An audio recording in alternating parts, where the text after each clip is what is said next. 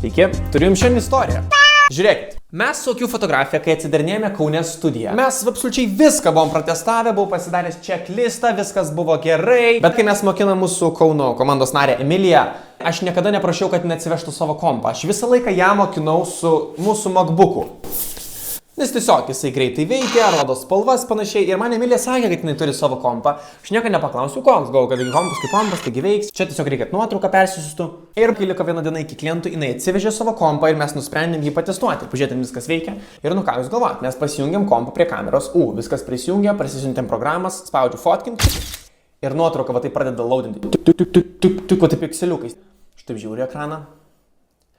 10 sekundžių pralaukiam, Nuotrauka raudona. Ta prasme, kai būna akis, ten mėlyni, ten biški žaluma. Raudona! Aš toks,